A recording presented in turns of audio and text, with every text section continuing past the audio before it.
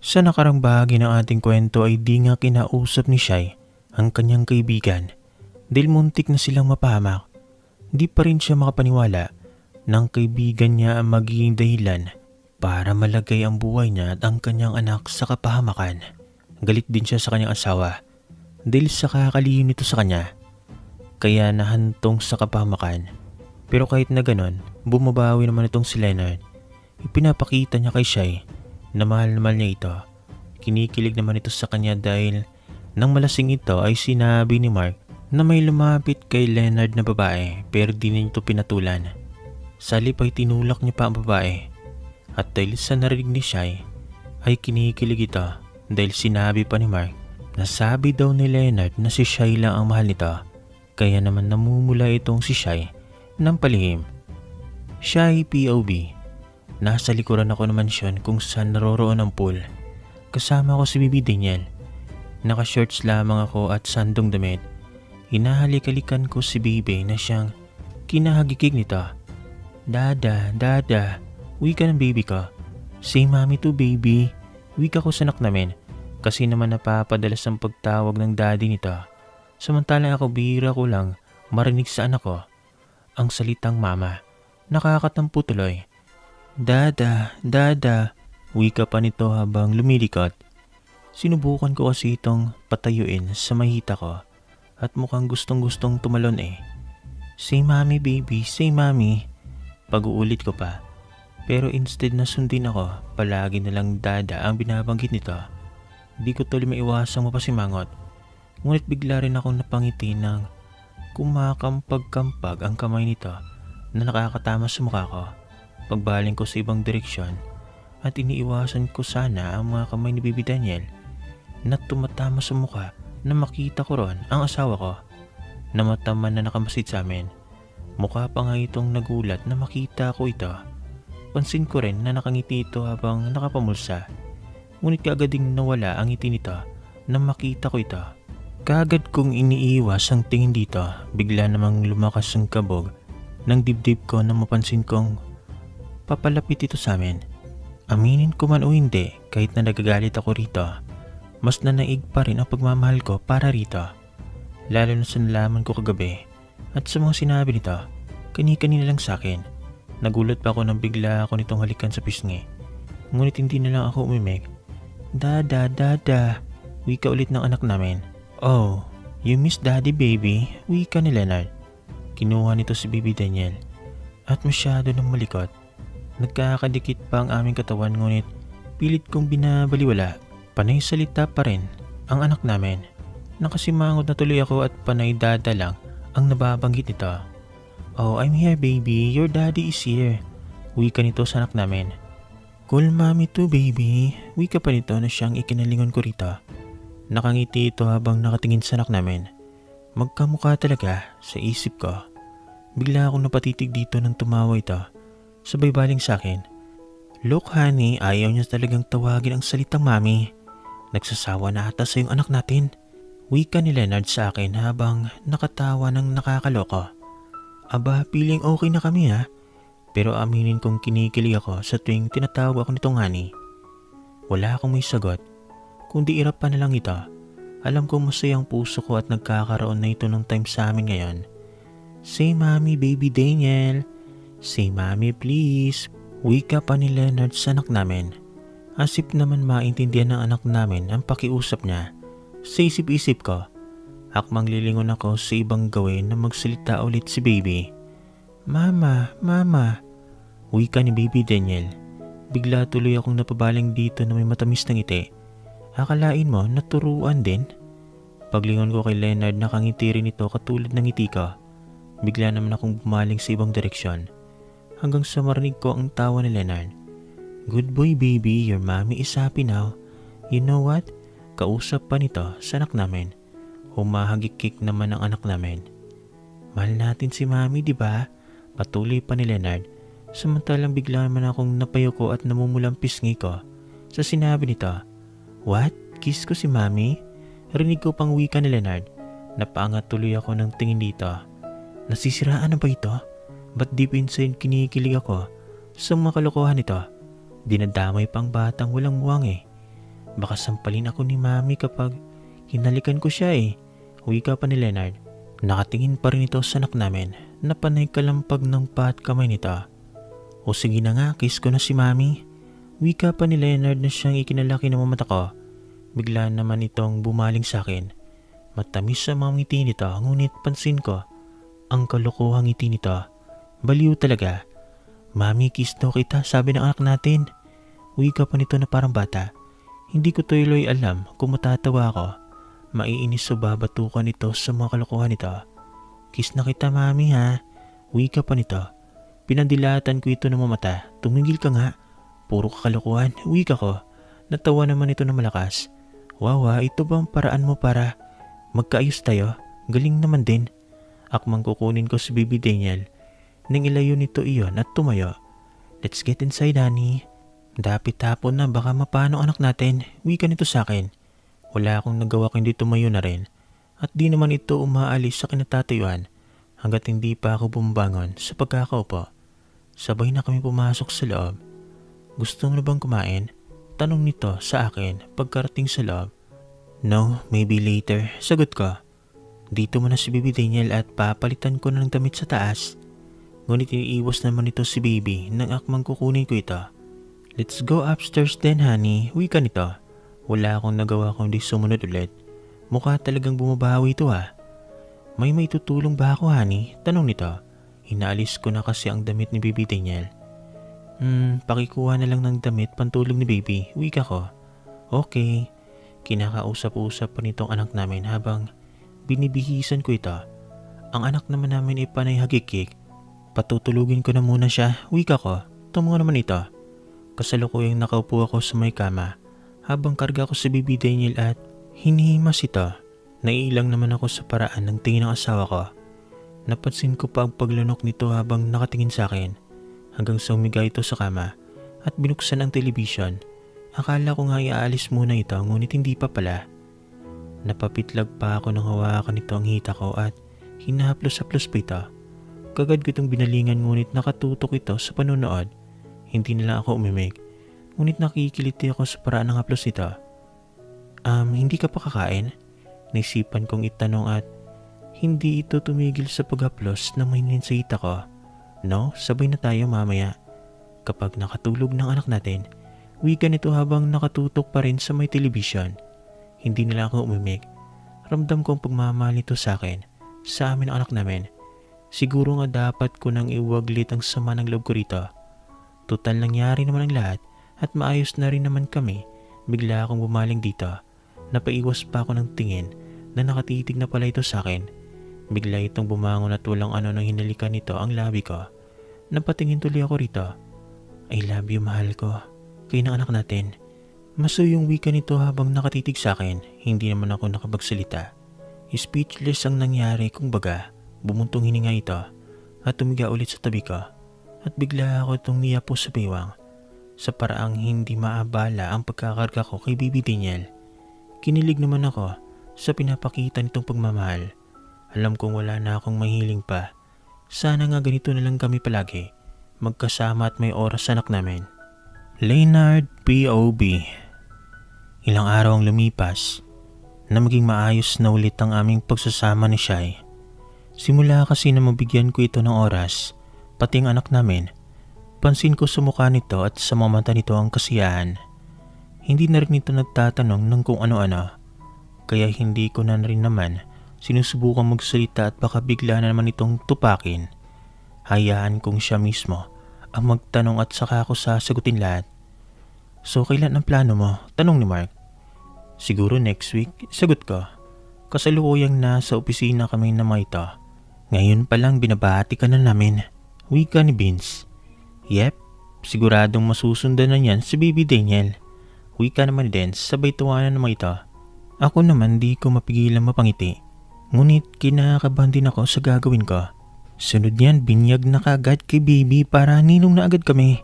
Wika naman ni Kate. Nagsiayo na naman ang mga ito. Mabilis akong umuwi ng mansyon para makita kagad ang mag-ina ko. Nanay Esteng nga mag-ina, nasa taas po ba? Tanong ko agad pagkakita ko rito sa sala. Nasa pool sila anak, naliligo ang asawa mo at si Baby. binabantayan muna ng isang katulong natin. Wika nito. Tumango lang ako at mabilis lumakad papuntang pool. Sakto namang pag-ahon sa ibabaw ng pool ang asawa ko. Napamura pa ako sa sarili dahil sa ganda ng katawan ng asawa ko. Hindi ko napigilang di magalit si Junior na nasa pants ko. Honey, napansin ko ang pagkagulat nito na siyang ikinangiti ko ng matamis. Mukhang nahiya pa. Mabilis ko itong hinagkan sa mga labi at niyakap. Mababasa ka. Utal na wika nito. Ang sexy talaga ng asawa ko kaya nagwawala si Junior eh. Wika ko habang nakangiti at nakayakap rito. Ha, Junior? Maang natanong nito na lalo kong ikinatawa. Hanggang sa pitin ko ito sa baywang at iparamdam kung sino si Junior. Did you feel it? Nakakalokong ngiti ang ibinigay ko sa asawa ko.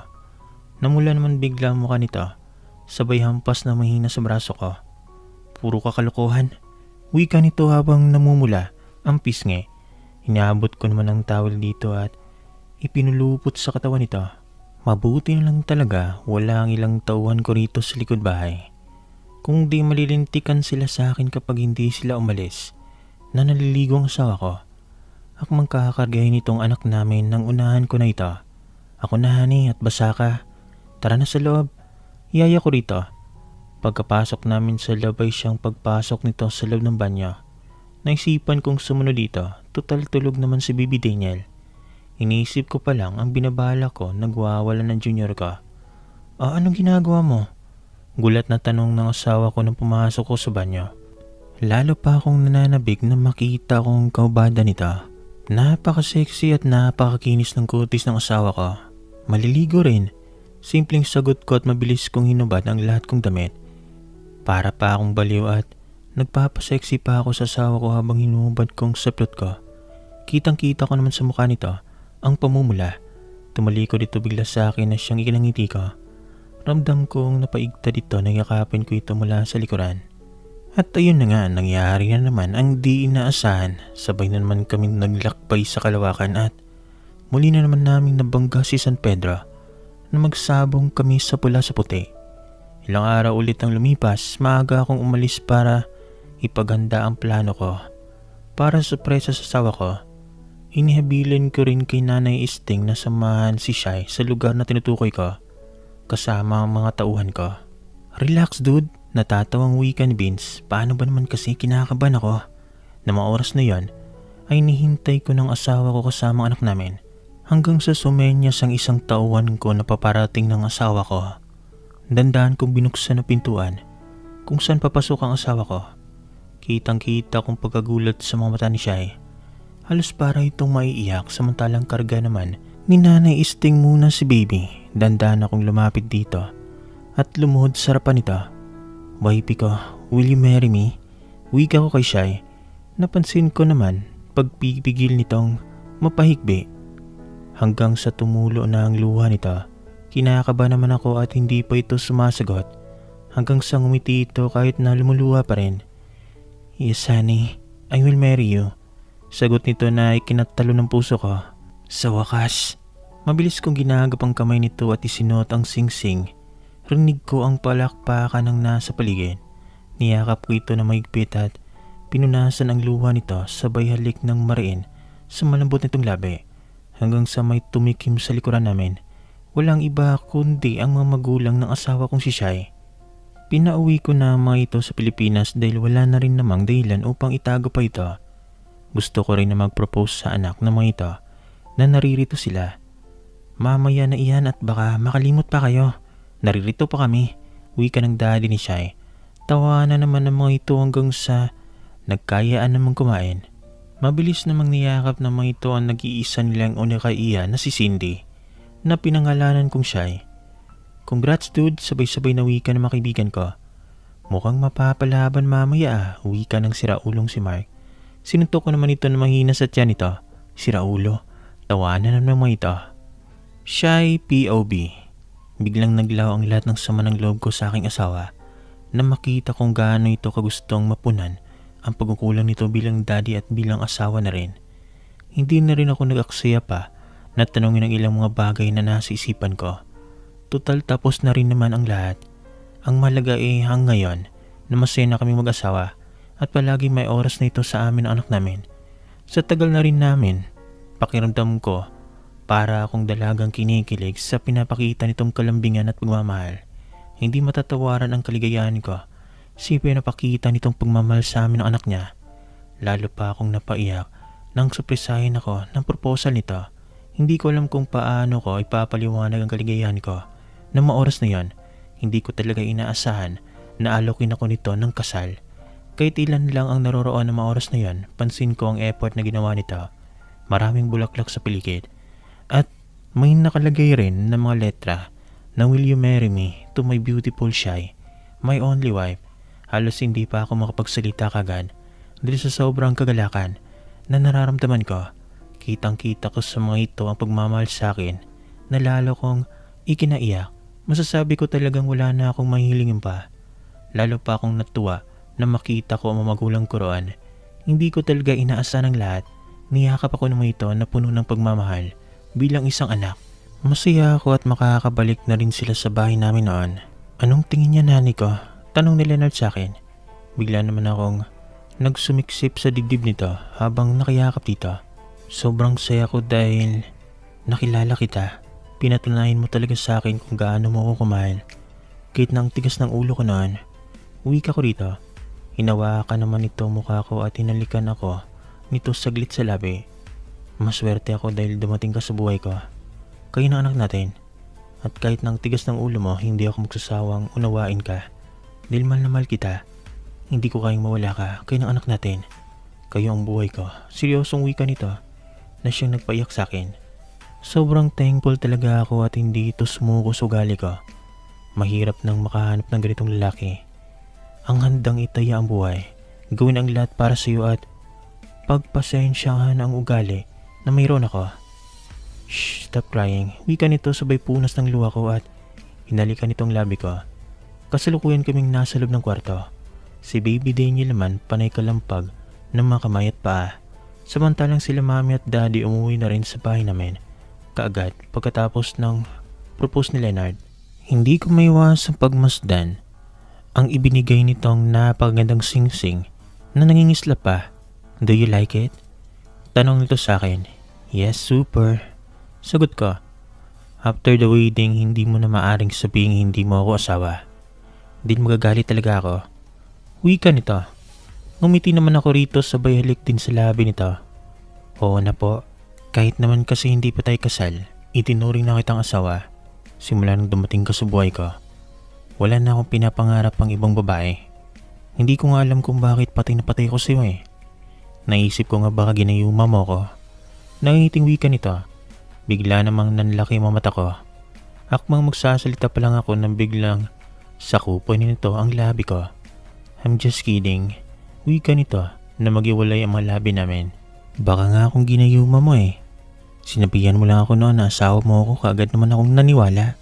Nakangusong wika ko dito. Natawa naman ito bigla. Dumating ang araw ng kasal. "Napakaganda mo, ma'am." Wika ng isang baklang nag-ayos sa akin. "Lalong mainlove ang asawa mo niyan, madam. Mukha ka pong walang anak eh." "Napaka-sexy niyo po." Wika rin isang babaeng kasama ng baklang nag-ayos sa akin. Ngumiti naman ako sa mga ito. Kahit ako man natutuwa sa itsura ko ngayon, napaka-aliwalas na mukha ko.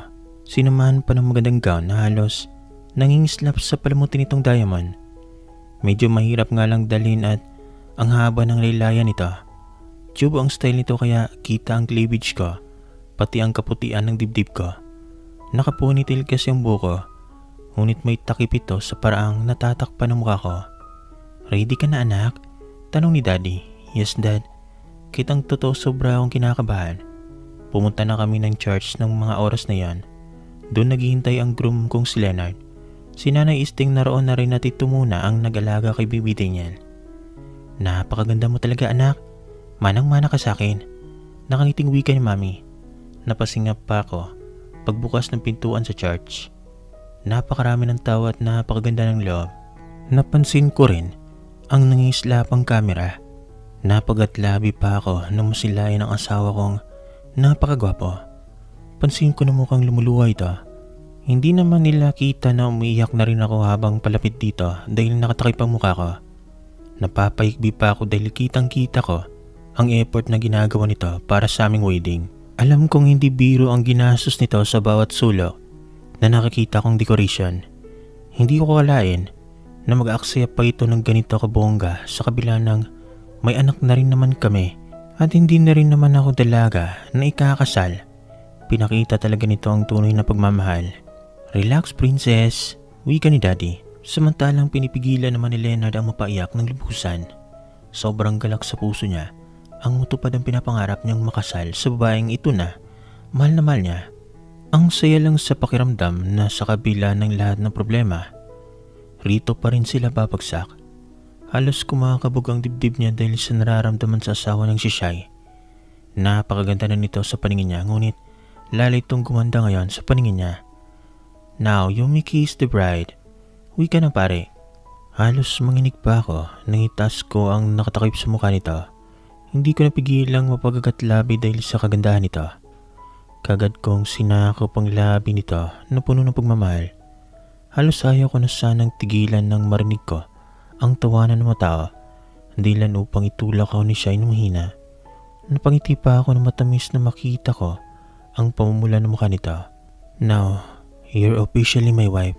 Wika ni Leonard sa akin habang sumasayaw. Kasalukuyan kaming nasa mansyon ng mga oras na yon. Nagsisisika na rin lahat ng bisita. And you're officially my husband. Sagot ko rito. Hinalikan ako nito sa labi. I love you so much, my beautiful wife. Bulong to sa akin. I love you more, my handsome.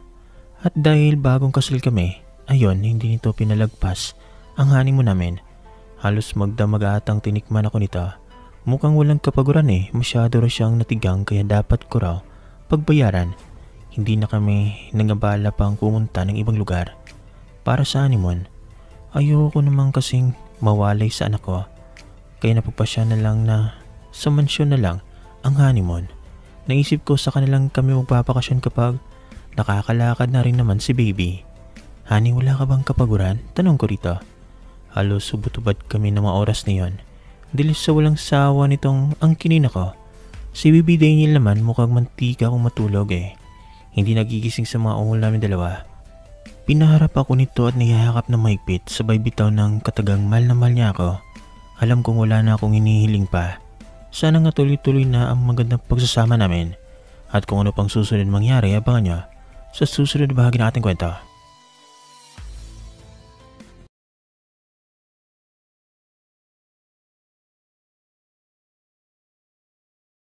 Sa nakarang bahagi ng ating kwento ay ating ang nasaksihan na naging maayos na ang pagsasama ni Leonard at Shai. Ano pa kaya ang mga sunod na kaganapan? May mga kalaban pa kayang paparating? Yan ang ating alamin. Leonard POV. Nax, mukha ka atang napalaban ng ilang araw Namayat ka ata dude. Natatawang pagbibiro ni Mark sa akin.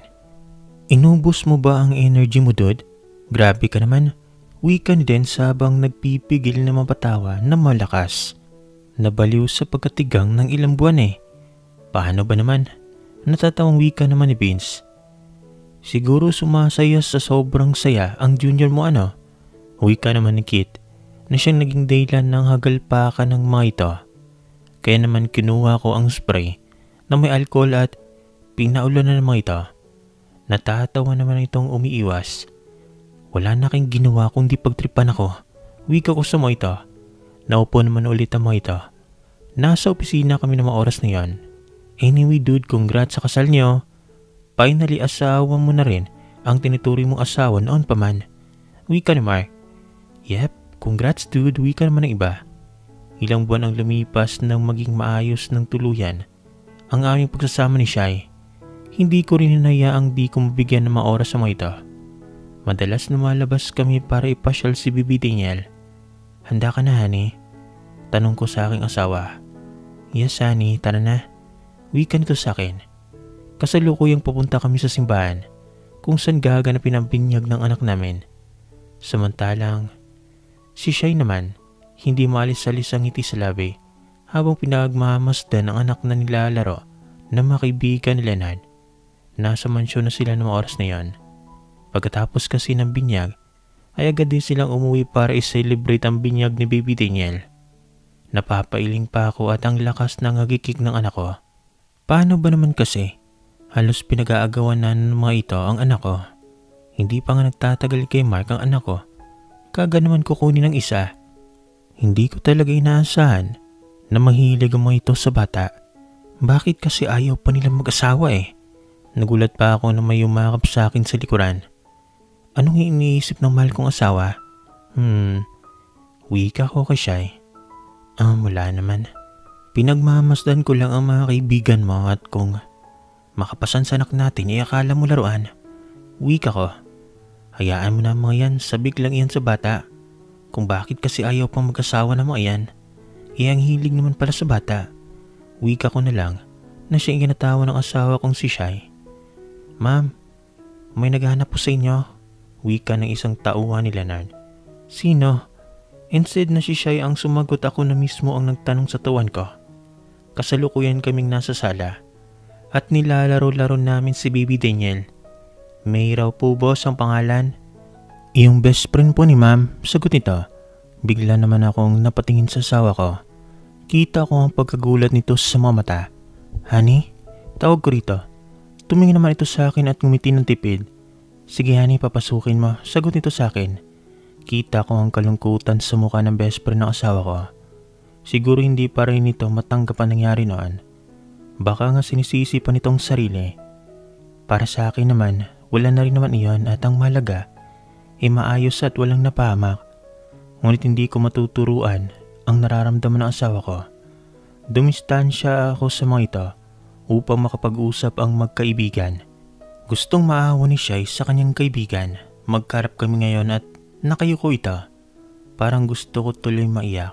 Hindi ko maintindihan pero nasasaktan ako sa nakakita kong kalungkutan dito. Yes, nagalit ako noon sa kanya dahil muntik na kami mapahamak. Pero sa ngayon, wala na rin naman ang galit ko o sama ng loob dito. Hindi ko lang naisipang kausapin ito dahil hinihintay ko talagang makipag-usap ito sa akin. Naparito ka. Ako nang unang bumasag sa aming katahimikan. Ilang segundo bago ito nagsalita. I'm really sorry, Besh. Garalgal nitong wika. Ngayon alam ko nang umiiyak ito kahit na hindi ko makita ang mukha nito.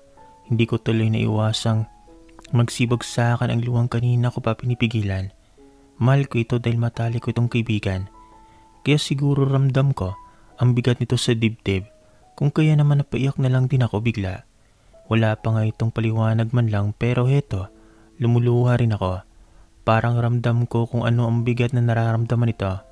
Akmang lalapitan ko ito na magsalita ulit ito. Sana mapatawad mo ako. Hindi ko naman talaga sinasadya ang mga nangyari noon. Sobra akong natakot. Hindi ko na ito pinatuloy pa sa sasabihin nito. Dahil napapalakas na ang iyak nito, ramdam ko kung gaano ito nahihirapan. Kaya naman bilis ko itong niyakap na mahigpit habang umiiyak na rin. Huwag ka nang umiyak, napatawad na kita. Alam kong hindi mo sinasadya ang mga nangyari. Nagalit lang ako dahil muntik na kaming mapahamak. Pero alam kong hindi mo rin ito kagustuhan. Alam ko rin na hindi naging maayos ang kalagayan mo noong mga panahong iyon. I'm sorry kung hindi kita nakamusta. Masama lang ang loob ko noon sa'yo. Pero ngayon wala na iyon. Nangyari iyon, ang malaga naman ay wala sa ating napahamak. Wika ko rito. Napagulgol naman ito sa iyak habang nakayakap rin sa akin na mahigpit. I'm so sorry. I'm really sorry. Wika nito. Hinimas ko naman ang likod nito. Halos kagat-kagat ko ang ibabang labi ko sa pinipigilang emosyon. It's okay, Besh. Wala na iyon. Kalimutan na natin iyon. Tahan na. Kasi lahat ng sipon mo, nasa damit ko na. Pagbibiro ko rito upang tumawa ito. Ramdam ko ang pagtawa nito na mahina kasabay ng pagkalas ng yakap sa akin.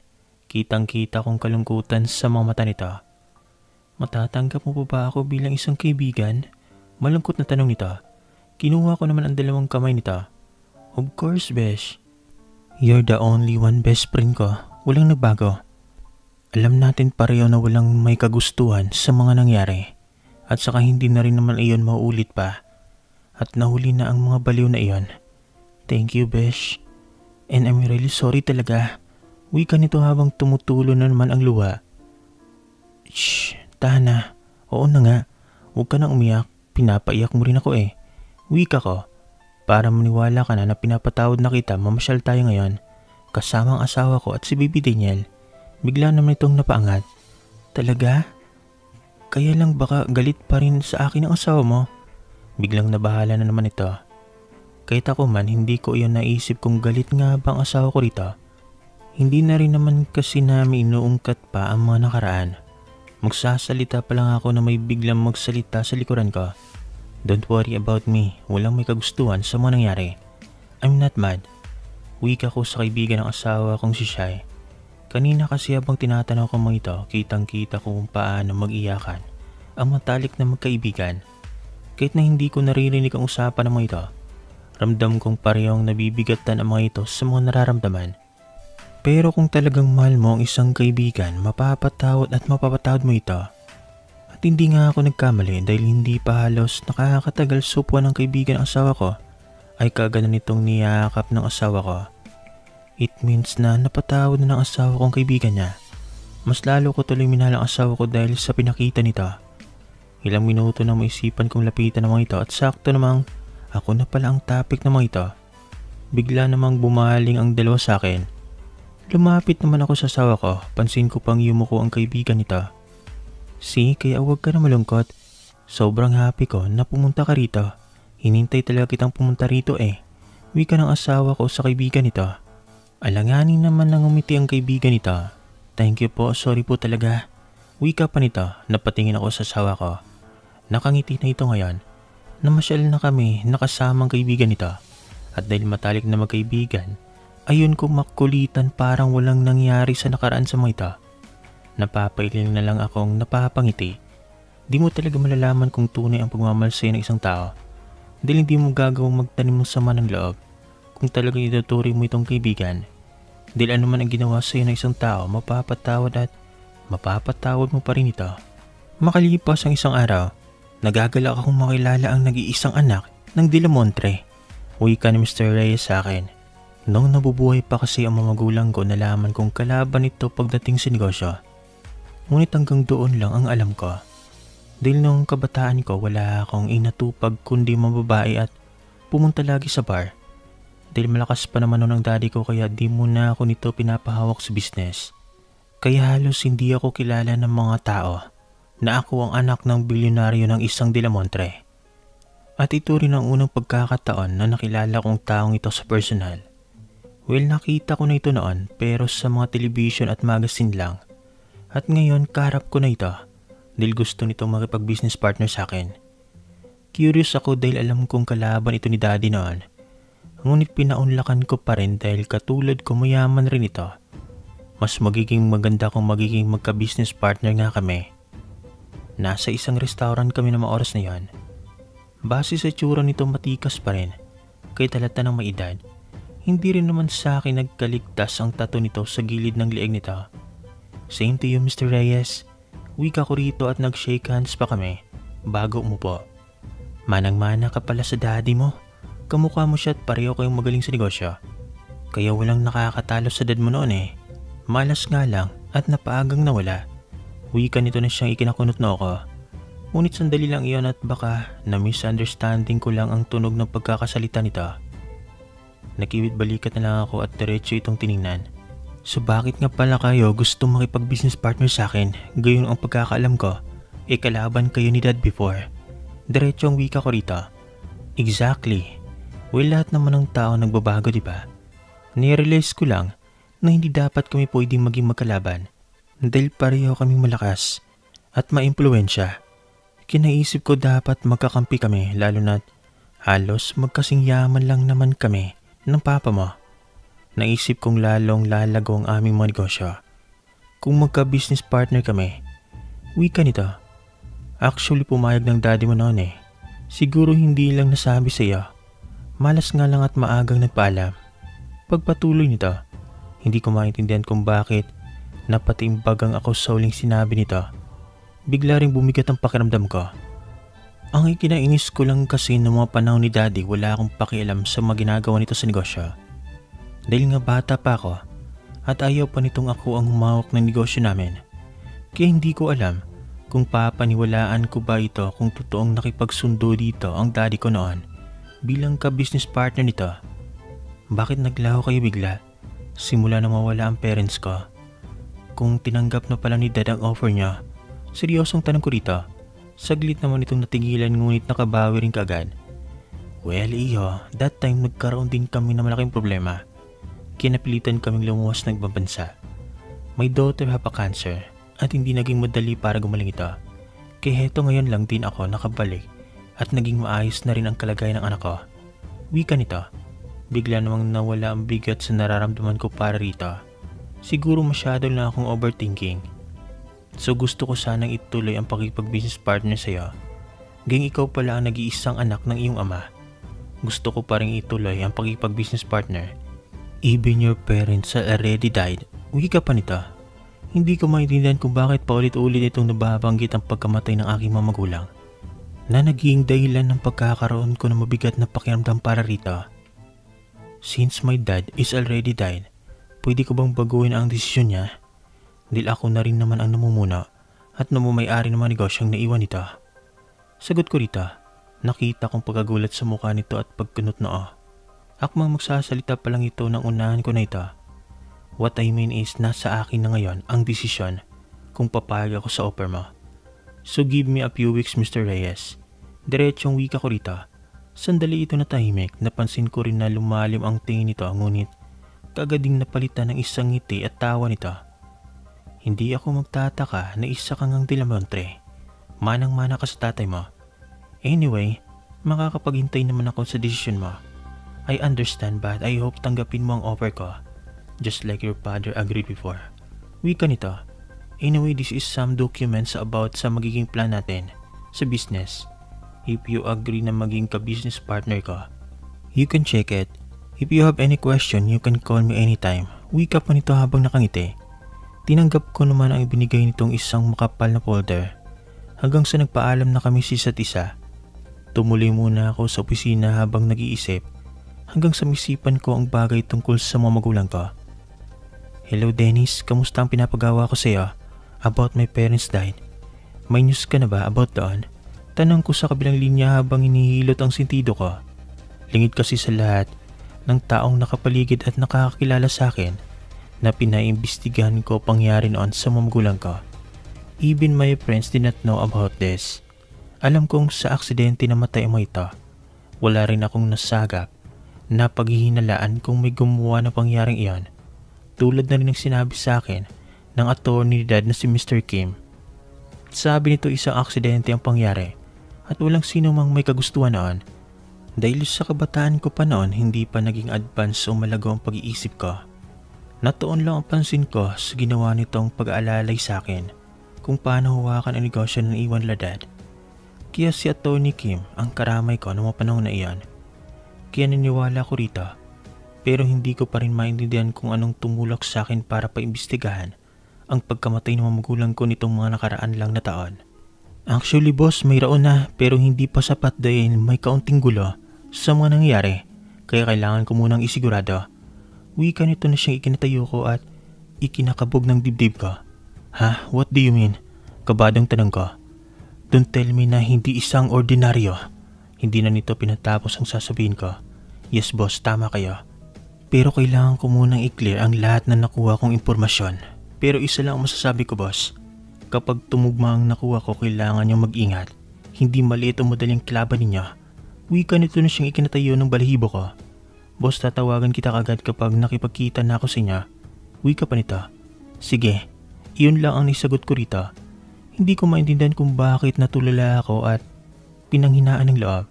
Siguro dahil hindi ko inaasahan na magkakatotoo nga ang hinala ko noon na hindi ordinaryong aksidente ng mga magulang ko. Pero bakit ang sabi ng attorney ko? Bigla akong naihagis ang papel na nasa table ko. Nakakaramdam ako ng galit na halos gusto kong pumatay. Iniisip ko pa lang na isang pakana ang lahat, hindi ko mapapatawad ang sino mang gumawa noon. Buhay ang kinuha nila, buhay rin ang kabayaran, timbagang nawika ko sa sarili, habang tumutunog ang ngipin ko sa sobrang galit. Are you okay honey? Tanong ng asawa kong si Shai. Ha? Yes honey. Why? Tanong ko rito. Pansin ko kasi parang wala ka sa sarili at mukha kang balisarian. May problema ba? May nahanguwi ka nito. Tinitigan ko naman ang magandang mukha nito. Alam ko na sumama ang loob nito at nagalit ito sa akin noon dahil hindi ko sinasabi ang problema ko. Pero kailangan ko bang sabihin dito nang inaalala ko ay ang nakaraan ng mga magulang ko? Niyakap ko na lang ito bigla sa belik sa labi nito. Naalala ko lang ang mga magulang ko. Sometimes I miss them. Wika ko na lang sa asawa ko. Niyakap naman ako nito na mahigpit, sabay halik rin sa labi ko. Don't be sad, honey. I'm sure hindi nila gugustuhin na makita kang nalulungkot. I'm here, ng anak mo. Wika nito. Pilit naman akong ngumiti nito. Sa ngayon, hindi ko muna sasabihin dito ang totoong nagpapabagabag sa dibdib ko. Saka na lang kapag nakipagkita ng investigador ko, doon ko lang malalaman ang lahat. Sa isiping iyon, napatiimbagang na naman ako. Weeks ang lumipas na muling makipagkita sa akin si Mr. Reyes sa isang restaurant ulit. Ngunit hindi ito nag-iisa, may kasama itong babae. Hi Iho, wika nito. Binati ko naman kagad ito. Hindi rin nakaligtas sa akin ang pagkamangha ng babae na nakatingin sa akin. Anyway, this is my daughter Evangeline, wika pa nito. Hi, nice to meet you, handsome. Wika ng babae sa akin. Inabot ko naman ang kamay nito. Naramdaman ko pa ang pagpisil nito sa kamay ko na siyang hindi ko nagustuhan. Hindi mo naman sinabi, daddy, na napakagwapo pala ng ka-business partner mo. Wika pa ng anak nito habang nakatingin sa akin at nakangiti na matamis. Narinig ko naman na tumawa ang tatay nito samantalang seryoso lang ang mukha ko. Pagpasensyahan mo ng anak ko, iyo. Mukha yatang na-starstruck sa iyo eh. Wika ng Mr. Reyes. It's okay, anyway, I have a wife and kid. Seryosong wika ko. Napansin ko ang pagkagulat sa anak nito. Samantalang si Mr. Reyes bigla namang nanahimik. Mukha yatang walang alam ang mga ito ah. Or ang anak niya lang mismo. Lima ko na pangisi. What a wise man, pero hindi ko hayaang mahigitan mo ako, Mr. Reyes. Kahit na bata pa ako kaysa sayo. Malaki ang kalaman ko. Sabi mo nga nagmana ako sa daddy ko. Kung binabala kong gamitin ang anak mo para sa akin, you got a wrong move. Pipingwi ka ko sa sarili habang nakangisi ng palihim. So nakapag-decide ka na ba, iyo? Tanong nito habang kumakain kami. Samantalang panay tingin naman ang anak nito ngunit mukhang nawala ang kasiyahan nito simula nang sabihin kong may asawa at anak na ako. Not yet, Mr. Reyes. Actually, ang dami ko kasing meeting at appointment itong mga nakarang araw. Kaya hindi ko pa halos na pag-aralan ang ibinigay mo sa akin na documents. Wika ko rito. Ang nasa isip ko kasi ng mga karang araw na iyon ay ang mga magulang ko. Hindi na ako mapakaling kakahintay sa investigador kung ano ba talaga ang balita. Ngunit hindi ko naman ito pwedeng madaliin, lalo na't sinabi nitong hindi madali ang mga nakukuha nitong impormasyon. Kaya nagtitiis ako hanggang sa kontakin na ako nito. Ayoko sing tanggapin ang offer ni Mr. Reyes na may inaalala pa ako. Baka mawala ako sa sarili at makapagdesisyon ako ng pagsisiyan ko lang. Napansin ko ang paghigpit nito ng tinidor ngunit hindi ko yan pinansin. Wala naman akong pakialam kung hindi siya makakapaghintay. Okay then, I can wait, wika nito. Ngunit pansin kong hindi nito nagustuhan ang sinagot ko kanina lang. Maya-maya ay nagkausap ang mag-ama. But dad, he has a wife and kid also. Bakit kailangan ko pang gawin ang pinapagawa niyo? Himutok ng anak ni Mr. Reyes. Nasa mansyon na sila ng mga oras na yan at kinakausap ni Mr. Reyes ang dalaga niyang anak. Akala ko pa gusto mo siya? Tanong ni Mr. Reyes sa anak niya. Yes, sino namang babae ang hindi magkakagusto sa kanya? Napakagwapo at yaman pa. Pero ayokong manggulo ng relasyon lalo na't may asawa at anak na siya. Kahit naman tinamaan ako sa kanya, hindi ko galing maging desperada o mangagaw. Ay no naman ang maganda ako kaya hindi ko magagawa ang nais niya. Wika ng kanyang anak na siya ang ginatiimbagang niya. Hindi niya inaasahan na magiging sagot nito. At lalong hindi niya inaasahan na hindi ito nagmana sa kanya. Ang ayaw niya sa lahat ay ang mahina at hindi palaban. At iyon ang hindi niya matanggap sa anak niya babae na masyado palang good girl at pusong maman. Damn. Gagawin mo gusto ko, Evangeline. Sigaw ni Mr. Reyes sa anak niya. Gusto ko lang naman kasing lumapit siya kay De La Montre at paibigin ito. Alam kong magandang anak ko at hindi maaring hindi mabiyag ang pusong lalaking iyon. Kung kinakailangan masira ang relasyon ng mag-asawa, gawin mo. Hindi kita pinalaki ng ganyan ang pag-uugali na mukhang talunan. Sinabi ko na sa'yo na posibleng mahirapan ako na makipagnegosyo sa kanya. Sigaw niya sa anak. Bakit ba kasi masyado kayong interesado sa negosyo niya? You're a rich and billionaire, Dad. Bakit pa pinipilit yung sarili niyo sa taong yon? You know that I can't do that. Nainis na wika ng anak niya. Huwag matigas ang ulo mo, Evangeline. Dahil hindi mo magugustuhan kapag ipinadala kita ulit sa ibang bansa. Nasa akin na iyon kung anong dahilan ko. All you can do is lumapit sa laking iyon, paibigin mo. Gawin mong lahat. You are a Reyes at ayokong lumaki kang ganyan, masyadong malambot. Galit na wika ni Mr. Reyes sa anak. Umalis naman ang anak niya na umiiyak. Inis na inis naman siya dahil hindi niya akalain na nagmana pa ang kaisa-isa niyang anak sa kanyang ina. Umuwi talaga siya rito kasama ang anak niya para sa plano. Iniwan niyang asawa niya sa ibang bansa kahit gusto nitong sumama. Alam niya kasing parehong malambot ang mga puso ng mga ito at yun ang hindi niya matatanggap. Ang totoo walang alam ang mga ito kung sino talaga siya, ang tunay na ugali niya. Pero dahil mahal niya ang mga ito kaya hinahayaan niya ito sa ganoong ugali. Ngunit sa ngayon kailangan niya ang tulong ng anak niya. Kailangan niya maging katulad ko. Nagulat pa siya nang biglang bumalik ang anak niya sa harapan niya. Okay, fine. Makikipaglapit ako sa kanya. Pero bilang isang kaibigan, ang magagawa ko, I will do my best para mapapayag siya sa nais niyo. But after this, ayoko nang sumunod pa sa inyo. Wika nito sabay talikod. Lihim naman siyang nagbunyi sa sinabi ng anak niya. Dahil malambot ang puso nito tiyak. Makakagaanan ng loob ni Dilamonte ang anak niya kahit pa bilang isang kaibigan lang ang gawin nito. Tiyak magtatagumpay ang anak niya. Isang ising nakakatakot ang sumilay sa kanyang mga labi.